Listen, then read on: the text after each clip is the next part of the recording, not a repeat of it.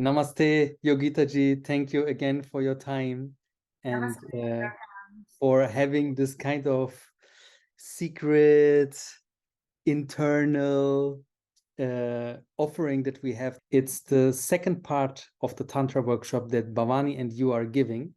It's these are two different forms of workshops, but still we are recommending to attending both of them. And let's talk about the part that you are covering in this Tantra journey and Tara Yoga. Let's maybe start with the introduction. Let's Okay. talk a little bit about Tantra in general, if you want.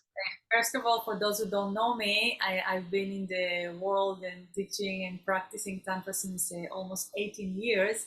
And I know Zerkan and Indra since many, many years. And I've been visiting Tara Yoga in Linz quite a few times. And I really love the Austrian people or German who come there, but I really feel at home. I'm really looking forward to visit you and to offer my gifts there. And of course, Tantra is this hot subject that many people hear about it, but they don't really know what it is. And so I'm very happy to have this opportunity to share what Tantra really is about and how it can transform your life and help you in many, many levels, especially in the aspect of relationships and sexuality. As you said, Zerkan, I definitely recommend to attend Bhavani's workshop that will be Tantra 1. And 2 weeks later, I will come and do Tantra 2, in which we are going to dive deeper and apply more the teachings and learn some new things. Of course, it's a huge topic that we can always discover more and more new things. You can come alone, but you can also come with a partner if you already have partners, and then you can explore also. Of course, if you come alone, sometimes with the exercises with other people that you can connect in the moment. Let's talk about the topics that we are covering. The first topic you will talk about is, or you're gonna practice it. It's because it's Saturday morning. And you told me, Serkan, I want to start with a special yoga practice, with a yoga practice for couples or for singles who are interested in having a practice for sexuality. So what you're going to cover there, I'm really, really curious about that part. I will join also to the workshop, so I'm very curious about it. Please tell me something about it. That's amazing. First of all, one of the great yogis said, 1 gram of practice worth a tons of theory. So you can read and study the books and make your research, but then until you do the actual practice, you don't necessarily understand. Like you can't learn swimming from the books, you need to dive into the water, right? So in the same way, I believe that practicing, and especially if you start a workshop like this, you awaken your body, you move the energy, you understand the teachings. Of course, I'm going to also give some teachings. It's not only practical, and we are going to apply the teachings that will be the 2 weeks before in the workshop of the sexuality on the chakras in a hatha yoga session. Mm. Many people practice hatha yoga, they do asanas, they do breathing, but they do it alone.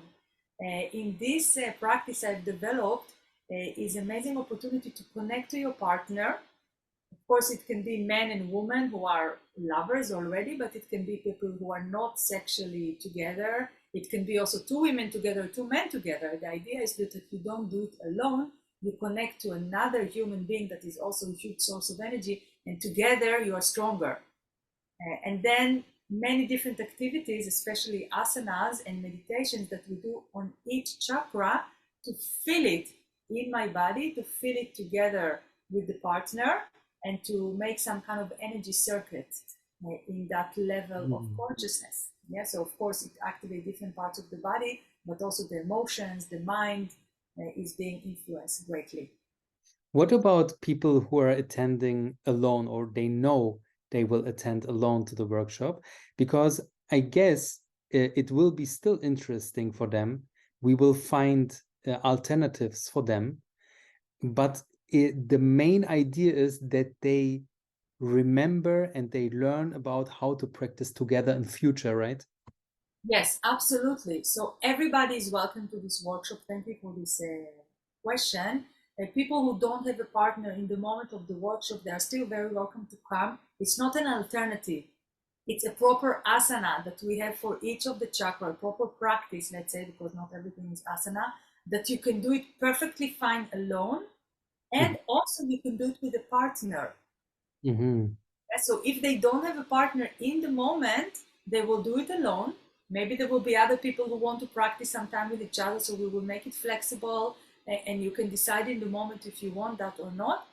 But for sure, they can watch and learn and take pictures, to see how it is to do it with a partner, and then at home to go and do it, or later on when they have a partner.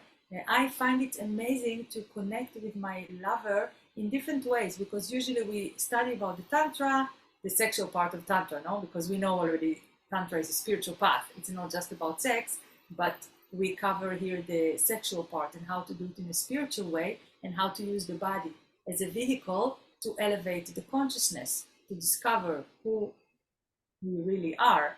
Yeah, so connecting with my partner in a different ways than just kissing, hugging, having sex. It's very, very beautiful. It creates intimacy. It's a lot of fun. It's a lot of feeling into my body, so I can see how much I can rely on the body of my partner. It's really like doing some kind of a dance, but in the yogic way.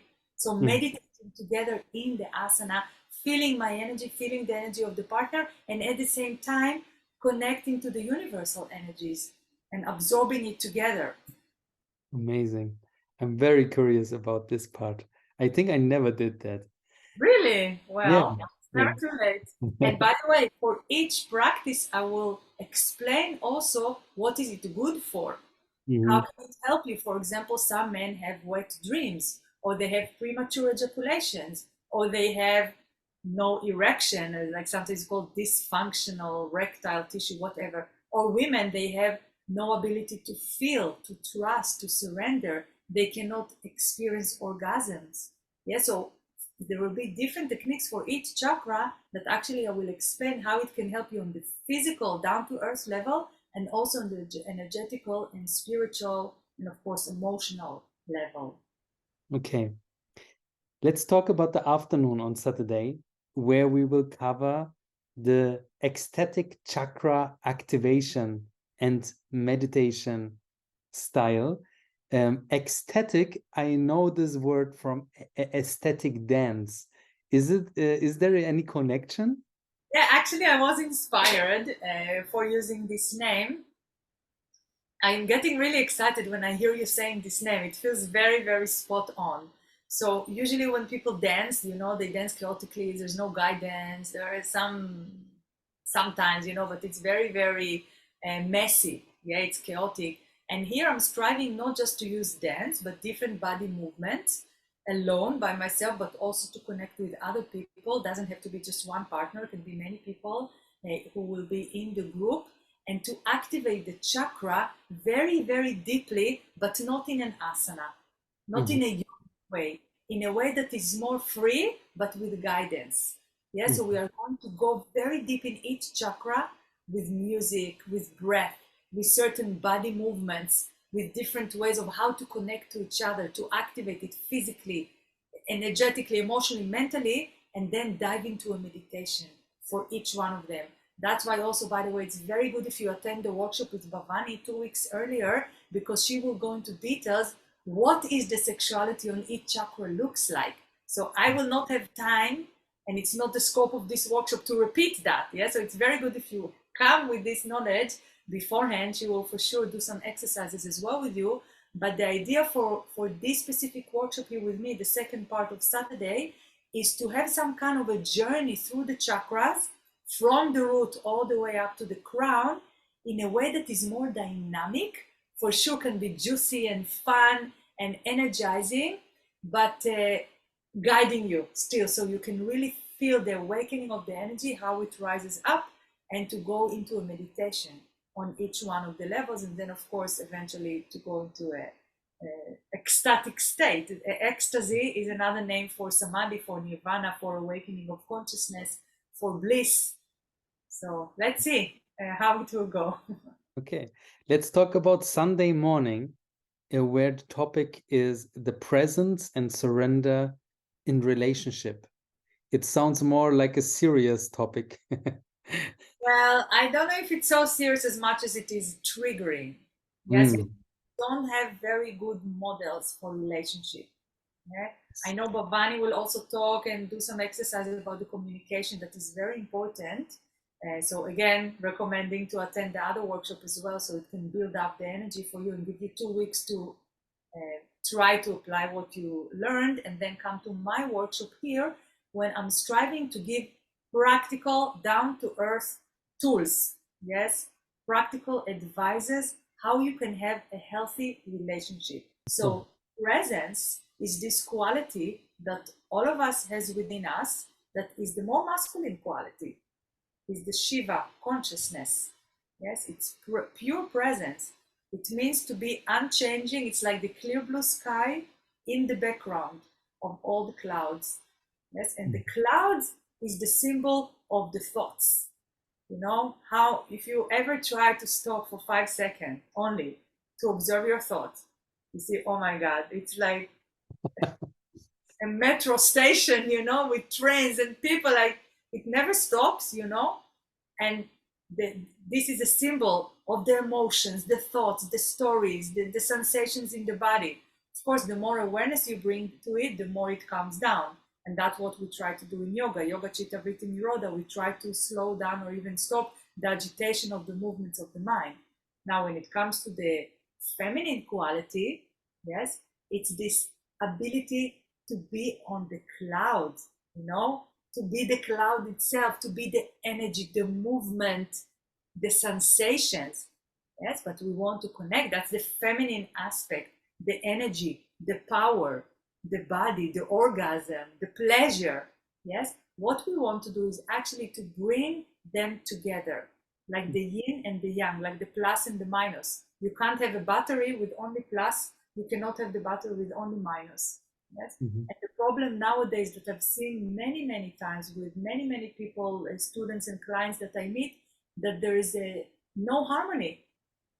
People don't play the role that they need to play in the relationship, and then it's a source of suffering, of pain, of frustration, of fighting, blaming, and no peace, no harmony, and no love, and eventually no sexual tantra, because the energy goes on fighting and losing the connection. So Mhm. in this workshop, I'm striving to explain it a little bit more in details, what I'm teasing you a little bit now in theory, but then to do some kind of practices that help to tap into this aspect of what does it mean to bring presence in yourself and with your partner, and what does it mean to bring surrender. Yes. Mhm. So Amazing.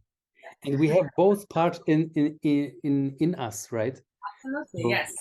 I talked only about the presence, but of course the surrender as well. If the masculine person or the masculine part within me does not surrender, I exactly. cannot feel, I cannot enjoy, I cannot have pleasure. I will be always in control, like stick stuck in the back of my rear end, as we say. Also.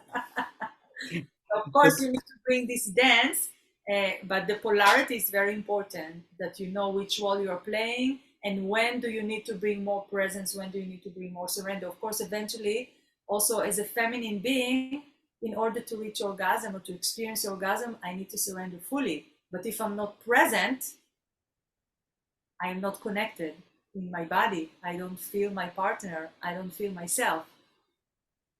there is a end of the series of all the workshops for what we are doing in the whole August and September, and you have the amazing crown thing in your hand, because it will be a very special ritual you want to be offer in the end of the workshop, which is the ritual of awakening the senses.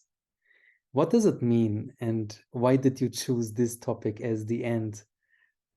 Yes, well, I like to finish a workshop usually with some ceremony or a party in a way, to put everything that we have experienced and practiced into an event that is very sacred. That's why I call it ritual, because ritual means there is some kind of steps that we follow. We don't just do just whatever we feel like. Yes, so it's a ritual in the sense that there's going to be a structure, yes, and there's going to be certain guidance that we are going to follow. Awakening of the senses I chose because the senses are the doors or the gates, if you wish, for us to experience our body. Yes, every chakra is connected to another sense. I will touch this. Some people maybe know this from the yoga teachings, but we will see how it is also connected to the sexuality and how you can through awakening a certain sense, you can first of all awaken that chakra, and then at the same time awaken your consciousness, the awareness of the self. What we talked before about the clear blue sky in the background, the witness. Yes, and the more, usually what happens, the more people feel the senses that, let's say I smell something really good or I taste something really good, I forget about myself. But here we will try to do the practice that I remember myself. Who am I? Yes, the self is the big S. So the way, like, can be very, very juicy, very, very pleasant, very, very pleasurable, but at the same time, you take all that pleasure, all that sensations up to the Shiva consciousness, to the awareness of the self. Amazing. I'm very, very curious and very happy that you're doing this, Yogita ji. Thank you so much for coming all the way to Austria and teaching us and our students with these golden teachings. Thank you very much for hosting me. I look forward to meet everyone. See you soon.